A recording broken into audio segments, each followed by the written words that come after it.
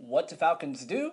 Rise up. Welcome to Rise Up Reactions, a show where we talk all things Falcons, NFL, Georgia sports, and general sports news of the day. I'm your host, Dr. Lee Denning, lifelong sports fan, and today I'm coming back to you with a pick'em video, trying to get ready for Week 6 of the NFL. This is our first week with some bye weeks. The Detroit Lions reeling off of a recent loss where their number one offense got reduced to 0 points by a stout New England defense.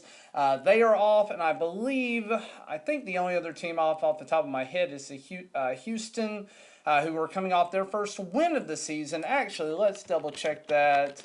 Week teams, let's check it out and make sure I've got this. There should not be nearly as many teams to pick today. The Raiders are also off, and the Titans are off as well. So the Raiders had a very close game last night. They probably should have won, but they got in their own way. And then the Titans have started to turn around a little bit, finding the run game again, but they are suffering some significant injuries as far as their passing game goes, and they're just not looking good through the air. So they're a fairly one-dimensional team right now. We'll see how things go in the future, but last week, 9-7. So I did still finish with a winning record. I'm still in the 99.8th percentile overall for ESPN's Pick'em League, but did take a little step back after going 14-2. Had several games that I just wouldn't have predicted. I went with the majority, and I don't think I could have predicted this at all for a lot of these teams. But teams that I lost with: Denver Broncos were over 80% favored. Green Bay Packers should have probably won that game, but they just couldn't lean on their run game enough.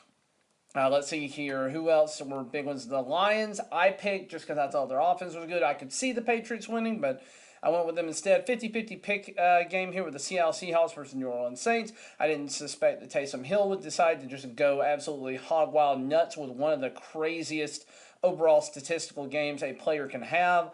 I think he had a fumble recovery, a touchdown run, a touchdown pass, and 69 yards of kick returning. So just a weird game by Taysom Hill. And the Seattle Seahawks still played well. It's very nice from a fantasy perspective to see Tyler Lockett and DK Metcalf getting the love, where a lot of us thought that would be a problem. Miami Dolphins, if Teddy Bridgewater plays, I think they win that game. But he went out basically on the first series with an elbow injury and got into their concussion protocol as well, so that ruined that. And then the Jacksonville Jaguars, like 96% of America picked them to win because they've overall been very explosive. And I'm kind of starting to wonder, are they more like last year's Carolina Panthers, where they started really hot and then fell off of a cliff? Speaking of the Panthers, Matt Rule is officially fired. They are going to owe that man over $40 million for the next few years, which is absolutely insane. If he does nothing, if he doesn't go back to coaching, if he does nothing, he can sit at home and get a $40 million paycheck over that course of time from the Carolina Panthers, which is just nuts. But anyways, let's move on into this week. We have a riveting matchup on Thursday night this week. We're starting to finally get back into the Thursday night slump of just terrible games. We have the Commies at the Bears. Now, Bears did manage a comeback against the Minnesota Vikings before the Vikings remembered that they're the better football team. But the Commies have been playing relatively well on offense at different times. I think that the Chicago Bears are probably one of, if not the worst teams. They just have a better record than the Commies right now.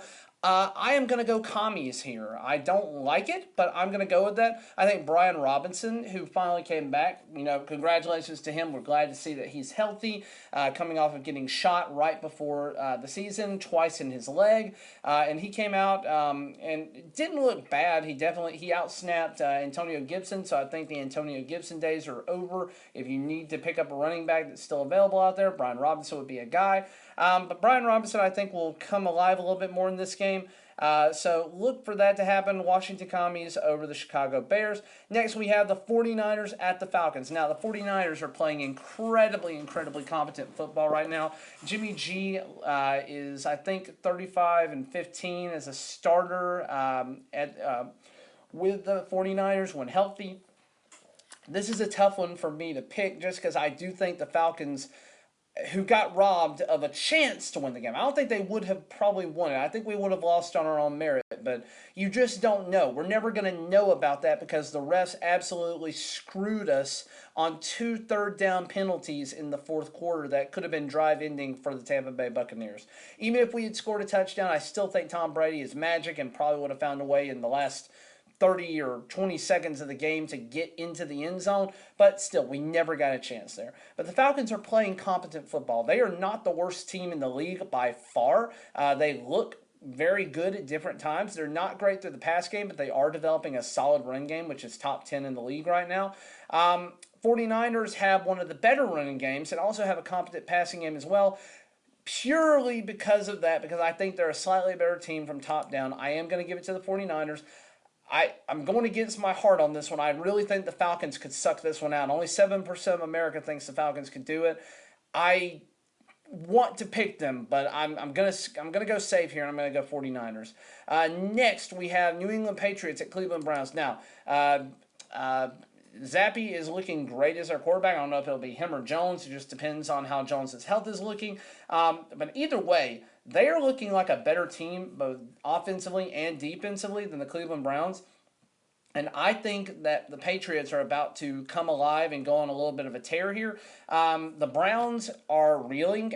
They got in their own way with 2 missed field goals that should have let them beat the Chargers. Had they beat the Chargers, I probably would have picked them, but they just keep finding ways to get in their own way. It is in Cleveland, and it's kind of a revenge game because Belichick used to be a coordinator with Cleveland Browns. But I'm going to go with the Patriots here. Bill Belichick wins in the end of this game.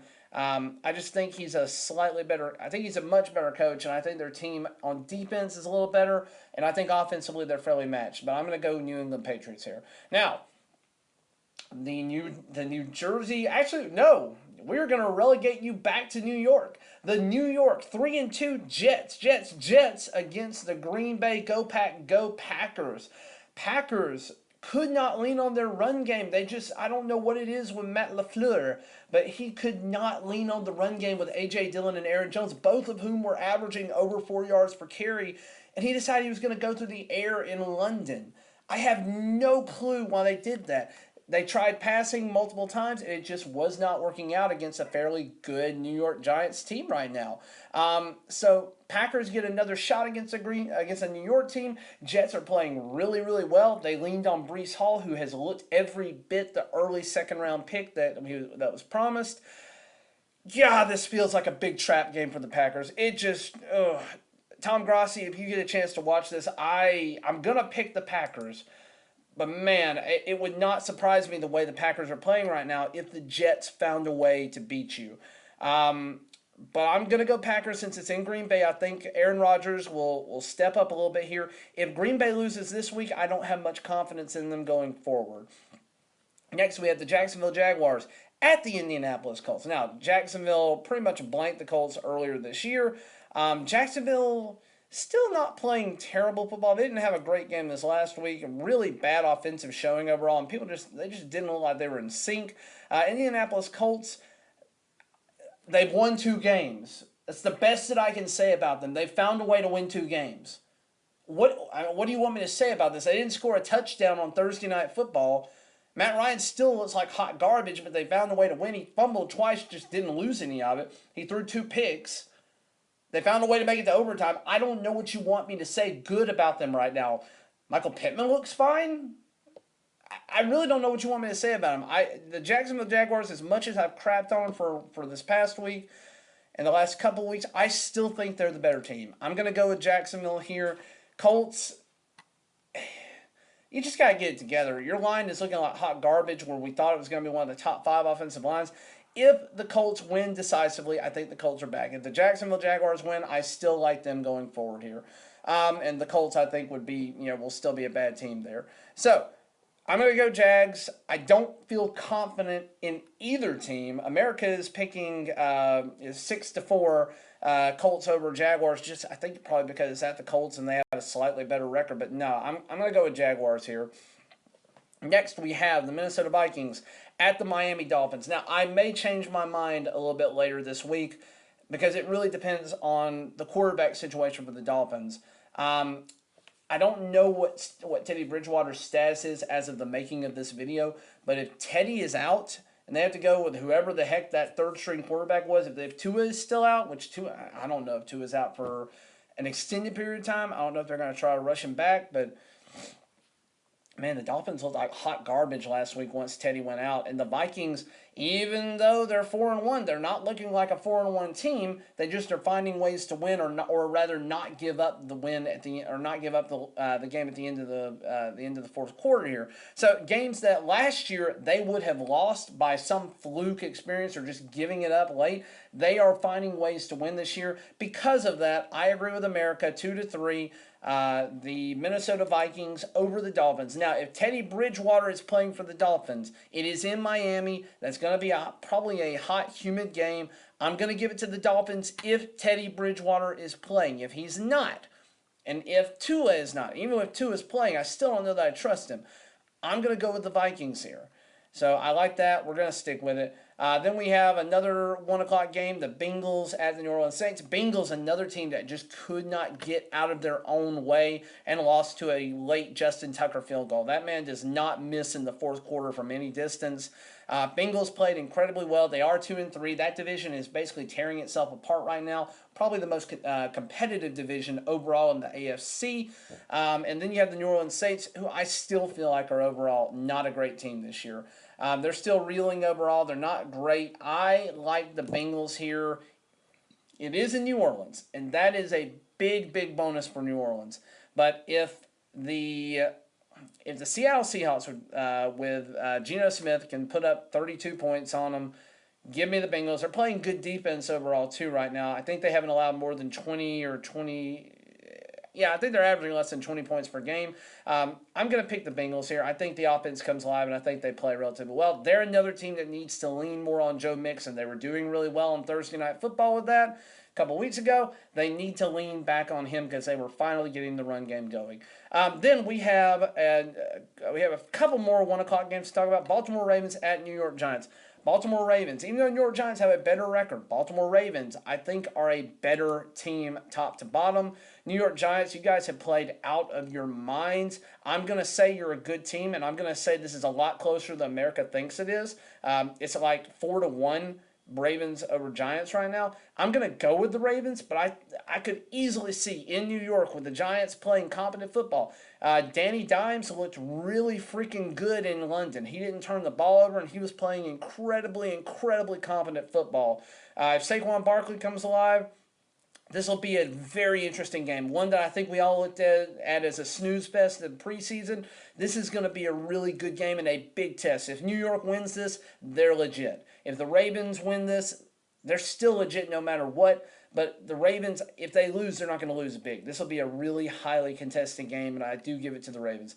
Then we have the Buccaneers at the Steelers. Bucs are playing very well overall right now, even though our Atlanta Falcons did hold them to 21 total points. I am going to give it to the Bucs over the Steelers. I don't think this is going to be Kenny Pickett's first win, but I also think Kenny Pickett played remarkably well for not getting a lot of points on the board against a very tough Bills defense.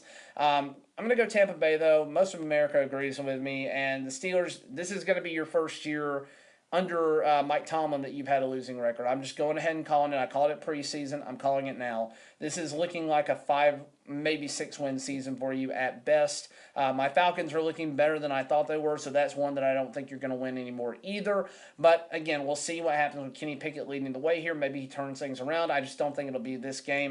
Incredibly tough run defense here with Vita Vea. That offensive line for Pittsburgh is kind of hot garbage as well. So look for a lot of sacks. This would be a big favorite for fantasy purposes this week. If you have the Tampa Bay Bucks, they're not going to be on a lot of waivers. But if you've got Tampa Bay, you should feel very confident on defense this week. Then we move into the 4 o'clock slates. Carolina Panthers at LA Rams. Rams.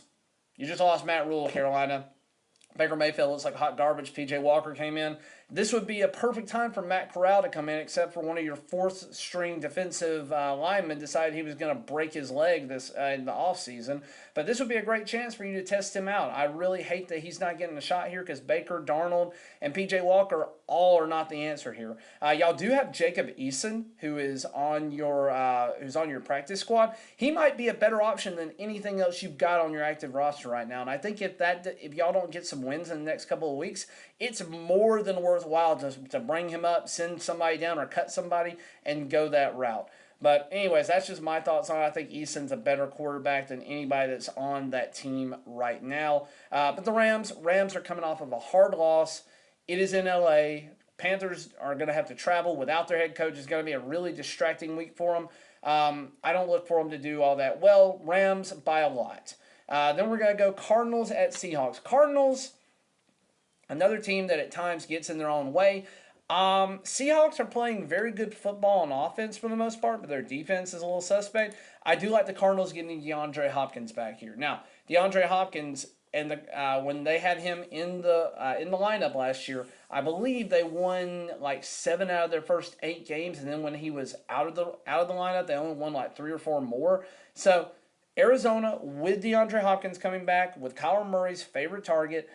Give me the Cardinals all day long. I think they win here. I don't have a problem with that pick. Now, I don't know why this is not Sunday Night Football, because this is the best freaking matchup I could possibly imagine. This should be Monday Night Football. This should be literally everything great. This should be the biggest primetime game we have seen. I have no idea why it's a 4:25 game, but it's definitely one that I'm going to be interested in seeing. Bills at Chiefs. The Bills are playing lights out amazing football, with the exception of losing in an incredibly tough environment, both emotionally and physically in terms of heat and conditioning issues. They lost that game to Miami. Again, they kind of gave the game away, but they should be 5-0 right now. And then you have the Kansas City Chiefs, who are not looking great, but they're still finding ways to win. Started 20-7 down last night and found a way to come back and win 30-29. Give me the Bills here. It's in Kansas City, but I think Josh Allen is ready to come out and show what should have and probably would have happened in an overtime situation last year. Give me the Buffalo Bills. If they, show me what would have happened if they got the ball first last year. Go Buffalo, go Bills. This is your year. Show me why you've been the best team in football so far. Now, I say they've been the best team in football, but there is still one undefeated team left, and that's the Philadelphia Eagles, and they are playing a primetime Sunday night game in Philadelphia against the Dallas Cowboys. Now, we're not sure if Dak Prescott's going to be healthy and ready to go this week. He is practicing on a limited capacity and was doing that last week. Cooper Rush is now completely undefeated as a backup quarterback dating to last year. He is 5-0 when he's been a starter. The Philadelphia Eagles are 5-0 as a team. They have an incredibly competent rushing game. They're not finding a lot of touchdowns through the air, but they're still moving the ball through the air. When they get close to the goal line, they go to an almost completely run scheme. This is tough. Even if Dak is back, I think you have a problem as the Cowboys. He is a good game manager in terms of Cooper Rush. Cooper Rush is a good game manager. Dak is more explosive. If Dak is back and healthy, I think this is slightly in the Cowboys' favor because their defense is playing lights out. But because it's in Philadelphia, because the Eagles are playing incredible football right now, a very close game, I think decided by a field goal or less. Give me the Eagles. It's close. America thinks 3-1 the Eagles. I think it should be closer to 52-48. I don't think it should be that big of a spread. But give me the Eagles in a close one. Then we move on to Monday Night Football. This probably looks like a better game in preseason. The lackluster Denver Broncos against the shoot myself in the foot and still find a way to win Chargers. Give me the Chargers. This is easy enough. Russ has not proved himself right now as a good, competent quarterback, so I don't trust him. And then you still have a great run game in Austin Eckler for the Chargers. And you still have Justin Herbert, who is one of the top 5 quarterbacks in the league right now, even though he's a little banged up. So that's my thoughts. I'm sorry this video ran so long. I had a lot of thoughts about the teams as I came to them. But let me know what you think down in the comments below. I would really love to know if you guys are following along with me. Please consider hitting that like button. Subscribe if you like this content. It'll really help my channel grow. It'll help me reach more people. We are now approaching the 1/3 point of the season. I have enjoyed this incredibly, just getting a chance to vlog. Don't have that many subscribers yet. Haven't had all that many views for a lot of my videos. But it's still fun, and I'm enjoying it, and I hope you guys are enjoying the ride too. Thanks for watching, and until next time, rise up.